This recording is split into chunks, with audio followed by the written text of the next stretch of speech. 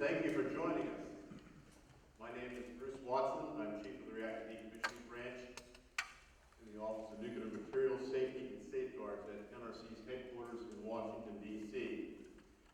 I'm joined this evening by a couple of members of my staff. I have Ted Smith on my left here and Kim Conway on my right. They're both project managers in my group. We're here this evening to conduct a meeting to briefly present information on the decommissioning process for commercial nuclear power plants and mostly to obtain feedback and suggestions from you on community advisory board best practices. We recognize that you do not have a CAB or a Citizens Advisory Board right now, but we know there are issues that you are passionate about or have an interest in. We chose Palisades to hold a meeting because we received a number of requests from the public, and in the law it asks us to consider geographic diversity in holding these meetings, so Michigan was chosen.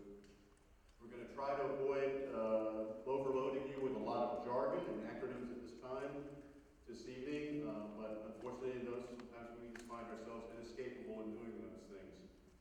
You will hear the word NEMA mentioned numerous times. It stands for the Nuclear Energy Innovation and Modernization Act. It was passed by the Congress in late December and signed by the President on January 14th of this year. NEMA has several requirements for the Nuclear Regulatory Commission, one of which is why we're here this evening. In Section 108, NEMA requires the NRC to prepare a report to Congress on the best practices for community advisory boards in the communities around decommissioning nuclear power plants. It also requires the NRC to hold a minimum of 10 meetings, and this within the emergency planning zone of the decommissioning plant. Since Palisades is preparing, I guess, for decommissioning in the near future with the announcement that this plant would be shutting down in 2022, we felt it appropriate to be here tonight. Since we can't hold all the meetings at every nuclear power plant presently in decommissioning, we also held a webinar on August 8th. How many of you were able to participate in that? Good, good, good. We're going to repeat some of that just to refresh your what we said on that particular meeting, webinar about decommissioning and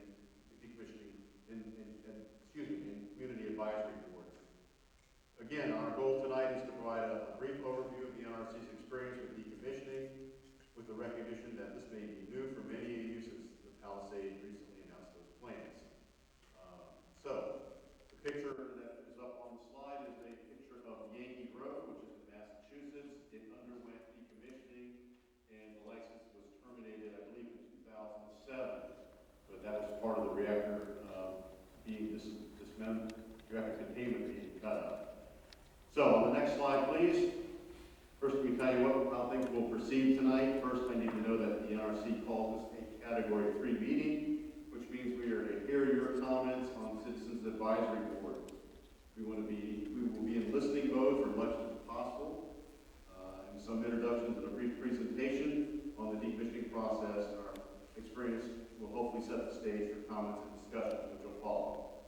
We want to thank the Mendel Center for the use of the Hanson Theater tonight. In the unlikely case of emergency, you will be notified by an alarm or announcement. It should proceed through the marked doors located at the front or the back of the room that have exit signs. Restaurants are located outside the doors and down the hall to the left and right. I would like to provide you a few ground rules before we comment. We go to the comment session. We'll do that right after we go through our presentation. So, with that, I'm going to turn it over to Ted Smith, who will provide some additional information. Thank you, Bruce. So our decommissioning regulations are performance-based and risk-informed. What that really means is that we focus on things that are important to safety. We also have extensive decommissioning experiences. As you can see in this graphic, we've regulated and completed the decommissioning of a lot of sites over the last 20 years. In fact, NRC has regulated the completion of decommissioning of more power reactors than in all of the countries of the world combined. NRC has completed decommissioning about 75 complex material, research and test reactor, and commercial power plants over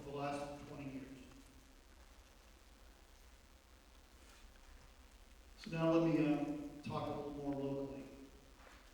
I want to point out that we had some decommissioning activities in Michigan. And so we're going to highlight some that have been completed, some that are underway, or that we expect to begin in the near future. At the top of the figure is Big Rock Point, which was a 75 megawatt boiling water reactor in Charlottesville County. Breckenridge in the middle and AAR in Detroit were complex material sites, at which we've completed decommissioning activities. Ford was a research reactor at the University of Michigan, which is completely decommissioned. And Fermi 1 was a fast breeder liquid sodium reactor in Monroe County, which is about 95% complete with the decommissioning process. And Palisades here in Coburg is still operational, but as Bruce mentioned, Energy's announced that the plants are permanently shut down in 2022. So I'm going to talk a little bit more about these, just to show you some pictures. We'll talk about them in the next few slides. AAR in Livonia. So here we have an aerial of the site in 2007, and where we did some initial decommissioning, and then again we went back in the 2014 timeframe, did some more, and you can see what the site looks like in 2018. The property owner did do some additional building removal after they had completed the radiological decommissioning. The University of Michigan Ford reactor, pictures from 2016 and about 19, I'm sorry, excuse me, correct that date. Yeah, the original pictures from 1955, was first operated in 57. It completed decommissioning in 2013. The next I'm going to talk about a little bit is Big Rock Point. Completed decommissioning in August 2006. In these two photos you can see Big Rock Point is named after the Big Rock, which is a historic landmark. There's a picture of the plant that existed before decommissioning with the Big Rock in the foreground, and then a picture from what the plant was of the Big Rock in the background. It was originally licensed in 1962. Moving on, Fermi 1. Fermi 1 is in progress of decommissioning, and here you can see photos of the original construction floating as it was operational, and then a more recent photo from the 1990s. So they have, the licensee has removed the majority of the radioactive material from the site. There's no spent fuel on site, bulk sodium, reactor vessel, primary system piping, major components have been removed. The site consists of 6 main buildings and several smaller gallery buildings and interconnections. Physical dismantling is 95% complete, and about 99% of radioactivity is removed. So now let's shift a little bit and talk about NEMA. Just to expand a little more, as Bruce mentioned. This is the Nuclear Energy Innovation and Modernization Act, and specifically there were a lot of sections to NEMA. We're here tonight to talk about Section 108. And Section 108 directed the NRC to have public meetings on best practices for CAPS. So the legislation was signed in January 14th, on January 14th. That Section 108 requires a report identifying best practices for establishment and operation of local community advisory boards for the decommissioning of nuclear power reactors, including lessons learned from citizens advisory boards in existence. A report is due to Congress by July 14th, 2020. The task has been assigned to Bruce's branch, in which Kim and I reside. The Federal Register notice was published soliciting comments for public meetings to discuss the CAP best practices that was issued on March 18th.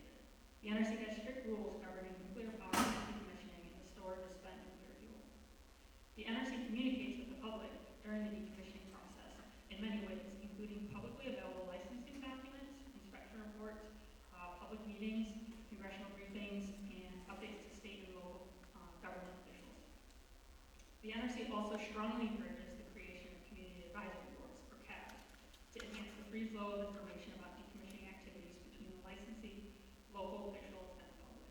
We'll talk more about the establishment of CABs, as well as those boards already in existence, later in this presentation. Even before a plant shuts down, activities are ongoing that will help with the decommissioning process.